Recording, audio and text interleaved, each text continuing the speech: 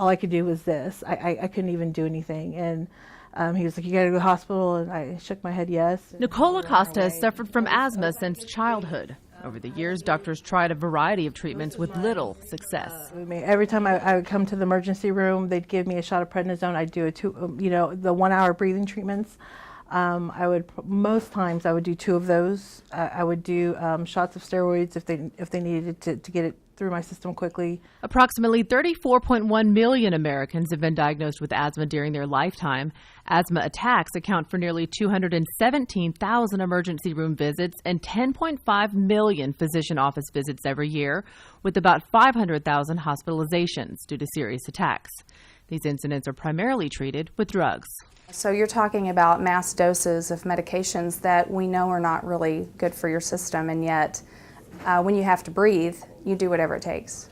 Asthma is a disease that involves 2 main problems. One is that there's a lot of inflammation that occurs in people's airways, and 2 is that by nature of all that chronic inflammation, so there's a muscle that coats the bronchial tubes and it gets thickened in an asthma patient.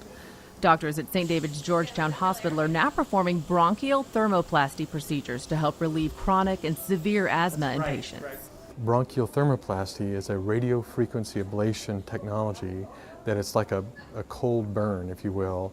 Using this technology, doctors are able to burn the bronchial muscle, reducing its thickness by 30 to 50%, allowing more air to enter the lungs.